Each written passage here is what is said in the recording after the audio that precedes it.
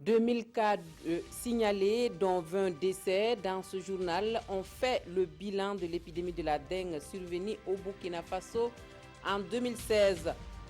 Nous irons aussi en Côte d'Ivoire pour le lancement officiel des activités de la 25e Biennale du cinéma africain de Ouagadougou. Le coup d'envoi du FESPACO 2017 a été donné ce matin à Abidjan à travers une conférence de presse internationale animée par le ministre en charge de la culture du Burkina Faso. Bonjour à tous, merci de suivre les actualités de la mi-journée sur la télévision du Burkina. Un très bon appétit si vous êtes à table. Pour ouvrir ce journal, direction le palais présidentiel de Kosiam pour feuilleter le carnet d'audience du président du Faso. Roch-Marc Christian Kaboré a reçu ce matin le nouveau bureau consulaire de la Chambre de commerce et de l'industrie du Burkina Faso. Les échanges ont porté sur la relance économique, l'appui du secteur privé à la mise en œuvre du PNDS et aussi la mandature 2016-2021 du bureau consulaire. On écoute le président de la Chambre de commerce et de l'industrie du Burkina. Il est question donc de présenter donc le bureau consulaire qui vient d'être élu et installé le 30 novembre dernier. Évoquer les questions du jour concernant le secteur économique et réaffirmer notre soutien au PNDS. Les priorités pour la Chambre de commerce pour 2017, nous avons un plan qui commence de 2017, un plan de mandature 2016-2021. Donc pour 2017 spécifiquement, nous avons d'abord la réconciliation des mondes des affaires avec elle-même et la concertation avec les partenaires qui est l'État et les bailleurs de fonds, le secteur privé, pour dégager ensemble les voies nécessaires pour le démarrage économique. Les propos de Mahamadi Sawadogo ont été recueillis pour nous par Jean Zongo et Oumou Sissé. À Bobo Dioulasso, les confréries d'Ozo, très remontées contre les groupes d'autodéfense qu'elles estiment illégalement installés à Poa, ont exprimé leur mécontentement au chef de canton de Sia. Les chasseurs traditionnels voient en cette installation un acte de défiance et la tension est montée d'un cran hier lors de la rencontre Hassan Gourabou Karim Sissi. Initialement, c'était une rencontre entre le gouverneur de la région des Hauts-Bassins, le chef de canton de Bobo Dioulasso et les Dozo. Finalement, la rencontre s'est tenue entre le chef de canton et les Dozo. Des échanges dans une atmosphère électrique. Ici, tout le monde est remonté après les derniers agissements des Korloégo à Poya dans la province du Ouï. Des Korloégo qui auraient infligé des sévices corporels à 2 hommes pour une histoire de femmes. Et pourtant, les Dozo avaient déjà exprimé leur désapprobation quant à l'installation des groupes d'autodéfense Korloégo dans la province. Ils estiment que l'incident de Poya constitue la goutte d'eau de trop. Certains d'entre eux veulent en découdre avec les Korloégo. Le nouvel ambassadeur des États-Unis d'Amérique au Burkina Faso se présente officiellement au public et au monde diplomatique. Hier, au cours d'une cérémonie à l'ambassade des USA à Ouagadougou, Andrew Yang a dévoilé ses ambitions pour le renforcement de la coopération bilatérale entre les deux pays dans les domaines de la démocratie, la sécurité et la promotion du développement équitable, essentiellement Nongbakuda Moumouni Soubega. Le nouvel ambassadeur des États-Unis au Burkina se révèle au monde diplomatique et au public. Le diplomate américain se présente d'emblée comme un grand admirateur du peuple burkinabé. Pour ce faire, Andrew Young place sa mission sous le signe du renforcement des relations diplomatiques entre son pays et le Burkina Faso. Il compte orienter ses actions autour de 3 axes. Nous allons d'abord continuer à vous aider à enraciner votre démocratie pour laquelle vous avez sacrifié tant pour saisir cette démocratie. Deuxièmement, nous allons continuer à vous aider dans la lutte partagée que nous avons dans les domaines sécuritaires. Et nous allons continuer à soutenir le stratagème partagé pour le développement équitable. André Young arrive au moment où le Burkina amorce de nouveaux chantiers de développement et son engagement sonne comme un espoir pour les autorités burkinabées. C'est un message fort qu'il a passé à tout le monde ici pour montrer que le partenariat est là, qu'il est présent, qu'il va se renforcer, qu'avec le MCC, bien sûr, c'est un nouveau comparse qui est là, mais en dehors même de cela, il y a toute la coopération que nous avons avec les États-Unis qui va se renforcer et je ne peux que saluer cela.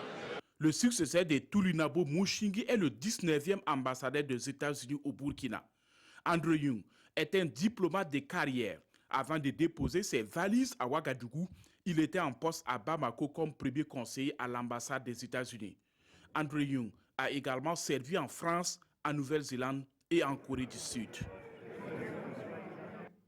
Et la Côte d'Ivoire, pays invité d'honneur du Festival panafricain du cinéma et de la télévision de Ouagadougou, édition 2017.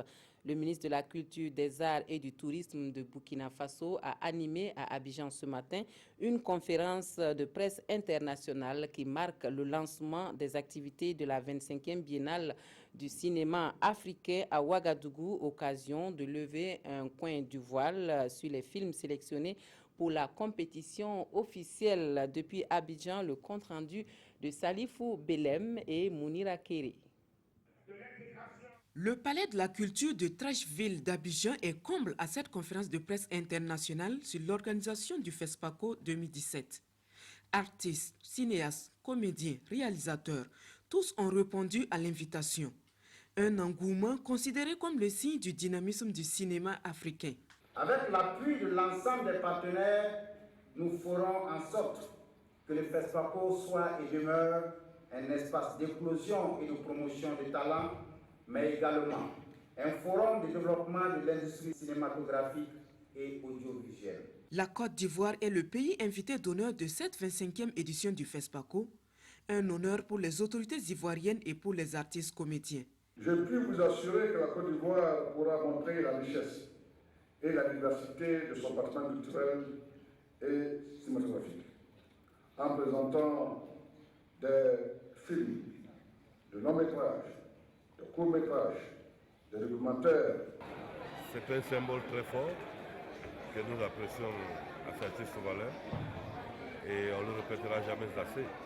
La Côte d'Ivoire et le Burkina, que cela plaise à quelqu'un ou que cela ne plaise pas, sont deux pays frères. La 25e édition du FESPACO est prévue du 25 février au 4 mars prochain. 20 films se disputeront les talents du Yenenga, dont 3 films ivoiriens. Pour le compte du Burkina, il y a La forêt de Niolo de Adama Rwamba, Frontière de Apolline Traoré et Tom de Tahirou Tassere Ouedraogo. Alpha Blondy, la star ivoirienne du reggae, est attendue pour la cérémonie d'ouverture. Voilà pour le mot de santé de ce journal. On revient au Burkina Faso pour le bilan de l'épidémie de la dengue que le pays a connue en 2016. On retient qu'il y a eu 2000 cas signalés et 20 décès enregistrés. Le directeur de la lutte contre la maladie qui a dressé ce bilan ce matin à Ouagadougou a aussi fait le point des actions entreprises par le département de la santé au temps fort de l'épidémie. On voit tout cela avec Issaka Ouedraogo et Tanga Kafando. Le directeur de la lutte contre la maladie fait le bilan de l'épidémie de la dengue de la période du 17 octobre 2016 au 4 janvier 2017. Nous pouvons dire qu'à la date du 4 janvier, nous avons enregistré environ 2098 cas suspects de cas de dengue. Et ceux qui ont été traités par les tests de diagnostic rapide et qui ont été confirmés par les tests de diagnostic rapide sont au nombre de 1497. Et malheureusement, nous avons enregistré durant l'épidémie environ 20 cas de décès. Maladie virale causée par la piqûre des moustiques du nom d'Aedes, la dengue dans ses symptômes se confond souvent au paludisme. Cette maladie entraîne donc une symptomatologie qui est similaire au paludisme avec une fièvre généralement élevée, des signes à type de maux de tête, des arthralgies, des douleurs articulaires, des douleurs musculaires, voilà, de douleurs rétro-arbitraires au niveau des yeux, qui s'apparentent vraiment au paludisme. Au-delà de la communication, du diagnostic et de la prise en charge des cas d'urgence, le plan de riposte de l'épidémie a également consisté à agir sur le vecteur, et ce par la participation communautaire. Effectivement, été doté donc en test de diagnostic rapide, et nous avons capacité le laboratoire national de référence de Bobo, qui aujourd'hui est capable donc de faire donc, le diagnostic aussi de la dengue. Étant donné que les malades sont hospitalisés dans les hôpitaux et que dans les hôpitaux il y a des moustiques, nous allons commencer à traiter la pulvérisation intradomiciliaire dans les hôpitaux, là où les malades sont hospitalisés, parce que nous savons que les malades côtoient effectivement les accompagnants. Et s'il y a des moustiques dans ces lieux, ces moustiques-là peuvent piquer les accompagnants qui vont retourner également dans leur lieu de domicile et qui vont contribuer donc à propager la maladie. Aucun cas de dengue n'a été signalé depuis le début de l'année, mais la vigilance reste de mise et il est conseillé d'éliminer les potentiels gîtes de moustiques dans son environnement. Autre point de l'actualité, vous avez dû être accosté par eux aux abords ou à l'intérieur des marchés. Certains vous harcèlent même à la limite pour vous proposer des marchandises qu'ils n'ont surtout pas en leur possession. Eux, ce sont les coxers et ils sont à la recherche de leur pitance quotidienne. Leur technique d'approche n'est pas toujours appréciée des clients, mais les démarcheurs arrangent bien les commerçants. Gros plan sur l'univers des coxers au marché central de Ouagadougou avec Isaka Ouedraogo, Fanta Kando avec la complicité de Ismaël Diloma Sirima. Nous sommes ici au temple des affaires de Ouagadougou, le grand marché Rodwoko. Il est 11h et Pascal Zeba s'active à la tâche. Aider une cliente à acquérir une marchandise. Cela fait 3 ans que le jeune homme exerce ce métier de démarcheur, communément appelé coxer. Moi, je connais beaucoup de Zangas ici. Si moi, j'arrive au coin là, les propriétaires ne me parlent pas. C'est moi qui vends. Souvent, je peux les dire, bon, boss, il faut les vendre. Si moi, je vends, souvent, je peux vendre, gagner 1000 francs. À Rodwoko, ils sont plusieurs dizaines à s'adonner à cette activité. Selon les commerçants, leur présence est bénéfique pour les affaires. Ça se passe bien. Parce que si on vient, on ne va pas chercher beaucoup. Si on amène le client, si le client achète, après il revient, on donne ce qu'on peut lui donner aussi. Si c'est un démarcheur qui travaille honnêtement, ça nous arrange. Parce que tu es là, quelqu'un qui veut la marchandise que tu en as, mais il ne connaît pas là où ça se trouve. Si c'est un étranger comme ça, lui peut l'amener directement vers chez toi. Accoster, demander, convaincre, telle est la devise des coxers. Pour ce faire, ils usent des manières qui ne sont pas toujours bien appréciées. Trop de dérangements avec les démarcheurs. Quand tu viens, ils te bousculent partout, viens chez moi, voilà, j'ai ça. Et puis quand tu arrives, c'est même pas chez eux que tu viens pour payer les trucs. On vous tire, on vous tire ici, on vous tire de l'autre côté, donc c'est pas facile. Donc souvent aussi, ça donne envie même de ne pas venir au marché, quoi. Entre commerçants et puis coxers, bon, le partage du bénéfice, le partage du gâteau, c'est pas du tout facile. Voilà. Donc ça crée souvent pas mal de tensions et la police nous aide quand même à gérer ce genre de situation. À un certain moment même, il y a des clients qui ne se retrouvent plus. Un client qui arrive au marché, je vais acheter peut-être un habit. À force de t'escorter, de te demander qu'est-ce que tu veux, souvent tu oublies ce que tu veux payer et tu achètes autre chose. Hein? Donc ça peut faire aussi perdre la clientèle. L'activité menée par les coxers n'est pas réglementaire selon le responsable de Rodwoko. Néanmoins, il avance qu'une sensibilisation de ces démarcheurs est prévue pour faciliter leur insertion dans le circuit formel. Hors de chez nous, en République démocratique du Congo, alors que les évêques cherchent toujours à convaincre les derniers réfractaires, l'ONU salue l'accord de transition trouvé et appelle à la mise en application de cet accord dans les meilleurs délais, un accord qui n'est toujours pas signé par le président Kabila. La déclaration est unanime. Elle émane du Conseil de sécurité de l'ONU qui a salué l'accord de transition pacifique signé entre le pouvoir et l'opposition en République démocratique du Congo. Les négociateurs, dirigés par la Conférence des évêques catholiques, avaient passé des semaines dans des discussions tendues avant de parvenir à cet accord. Le Conseil de sécurité se félicite de la signature le 31 décembre 2016 à Kinshasa de l'accord politique global et inclusif qui fait suite à l'accord politique conclu le 18 octobre 2016 sous les auspices de l'Union africaine. En vertu de l'accord, Joseph Kabila sera dans l'incapacité de modifier la Constitution et donc de briguer un troisième mandat. Les diplomates appellent maintenant à l'application rapide et complète de cet accord, et ce, alors que le président Kabila ne l'a toujours pas signé. Le Conseil compte que l'accord sera mis en œuvre sans délai, en toute bonne foi et dans son intégralité, conformément à la Constitution congolaise et à sa résolution 2277-2016. La communauté internationale craignait que l'impasse politique ne conduise à une nouvelle guerre civile. Entre 1996 et 2003, des millions de Congolais étaient morts lors de conflits dans l'est du pays. Et puis en sport, Riyad Mahrez, sacré ballon d'or africain. Le joueur algérien succède ainsi au Gabonais Pierre-Emerick Aubameyang comme meilleur joueur africain pour l'année 2016. Pour les amateurs de football, le suspense était intenable, mais le jury de la Confédération africaine de football a livré son verdict. Riyad Mahrez est le meilleur joueur africain de l'année 2016. L'Algérien remporte le prestigieux trophée devant les deux autres finalistes, le Gabonais Pierre-Emerick Aubameyang et le Sénégalais Sadio Mané. Après une saison 2015-2016 phénoménale, Riyad Mahrez faisait déjà figure de favori, notamment après avoir remporté à la surprise générale le championnat d'Angleterre avec Leicester City. Sur la saison écoulée, le milieu de terrain offensif a inscrit 17 buts et délivré 11 passes décisives en 37 matchs de championnat anglais. En décembre, il est devenu le premier Algérien à se glisser dans le top 10 du Ballon d'Or, décrochant la 7e place.